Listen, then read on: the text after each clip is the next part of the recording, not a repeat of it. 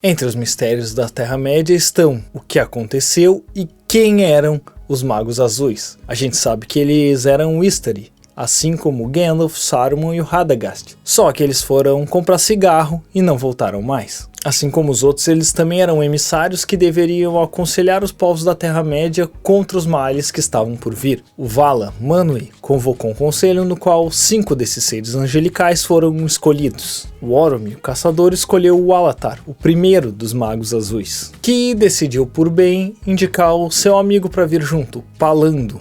A princípio eles vieram para a Terra-média mais ou menos no ano 1000 da Terceira Era, o mesmo período que os outros. E como o Saruman, eles decidiram ir para o leste. Mais ou menos uns 1500 anos depois, o Saruman retornou ao norte da Terra-média, mas eles não. E por isso dá para especular que o Saruman tem algo a ver com esse desaparecimento deles, mas não tem nenhuma evidência. E para inocentar um pouco mais o Mago Branco, depois nos Contos Inacabados o Tolkien sugere que ele só foi para lá depois. Inclusive o próprio autor em uma das suas cartas relata que talvez eles não estivessem preocupados com os problemas do norte, que eles poderiam ser emissários enviados propositalmente para permanecer lá nas regiões distantes, para ajudar em terras já ocupadas pelo inimigo, por assim dizer. E que o sucesso que eles tiveram por lá ele não sabe, mas teme que tenham falhado, assim como o Saruman, e que podem ter até mesmo sido corrompidos. E ele suspeita que eles podem ter sido criadores ou até iniciados em algum tipo de culto secreto ou tradição mágica que possa ter sobrevivido à queda do Sauron. O que a gente sabe é que dos 5 apenas o Gandalf completou a sua missão.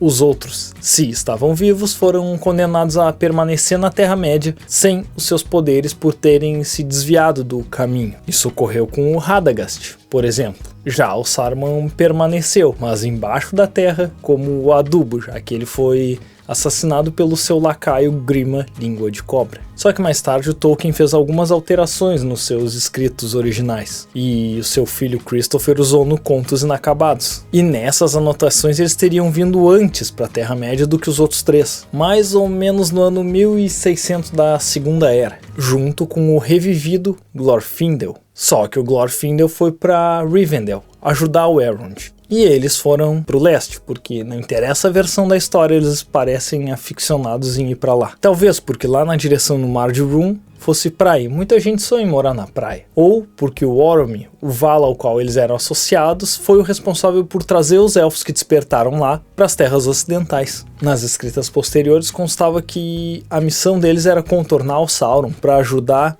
as poucas tribos de homens que moravam lá e se rebelaram contra essa adoração ao Melkor, para incitar uma rebelião e para procurar onde é que era o esconderijo do Sauron após a queda do mestre dele e causar discórdia e burburinho nas regiões do leste. Só que, ao que parece, eles falharam. Porém, eles podem ter tido grande influência na história da Segunda e da Terceira Era da Terra-média, enfraquecendo e criando caos nas incontáveis forças do mal que moravam por lá, que podiam ser até maiores do que as das terras ocidentais. Tem também nas anotações uma outra versão. Nela, eles eram chamados de Morinetar e Homestamo, ou Matador das Trevas e Ajudante do Leste. Eles teriam viajado rumo ao Mar de Rhûn no início da Terceira Era, durante a Paz Vigilante, procurando aonde é que o Sauron estava habitando. Mas ele soube se esconder enquanto continuava corrompendo a mente dos homens de lá, que já eram meio esquisitos, pois eles adoravam Morgoth na Primeira Era. Então Sauron, ao fugir do julgamento dos Vala quando seu mestre foi capturado, foi para lá e continuou exercendo a influência do Morgoth na mente dos homens. E para eles o Sauron era visto com um certo temor, como se ele fosse um rei tirano ou um deus. O que faz o Sam se perguntar nos livros, quando eles veem os Haradrim e os Olifantes, o que faz um homem ter um coração tão ruim? Quais mentiras e ameaças são necessárias para fazer alguém sair do conforto de sua casa e lutar contra os outros ao invés de ficar em paz? Também não sei. E é interessante a gente pensar que o papel deles lá no leste pode ter sido tão importante quanto o do Gandalf no resto da Terra-média, só que com menos reconhecimento. No livro As Duas Torres, o Saruman cita eles, quando Gandalf quer que ele entregue o cajado. Na sua ira, o Saruman afirma que depois ele vai querer as chaves de Barad-dûr, as coroas dos 7 reis e os cajados dos 5 magos. Ou seja, o Saruman sabia deles, mesmo que talvez não tivesse viajado junto, como eu citei no início do vídeo. Mas isso pode ser porque eles eram todos Maiar e habitavam em Valinor também, antes de ganhar uma passagem para a Terra-média no corpo de velhos. E agora também umas teorias. Depois da Guerra do Anel é sabido que o Aragorn e o Elmer batalharam contra as forças do leste. E será que em algum momento eles podem ter encontrado os Magos Azuis? Ou eles foram corrompidos e viraram servos do escuro e líder desse suposto culto? Assim, eles continuariam sendo uma ameaça a Gondor, mesmo depois da queda do Sauron.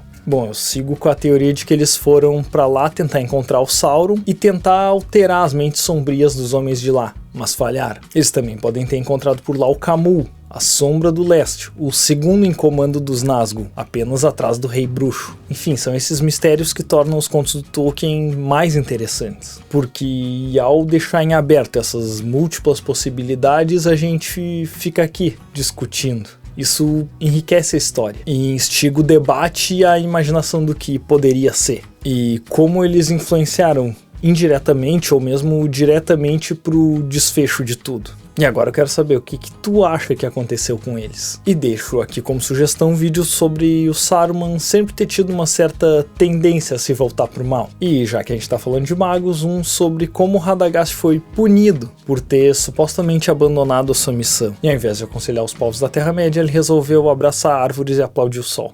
Obrigado por assistir e até mais.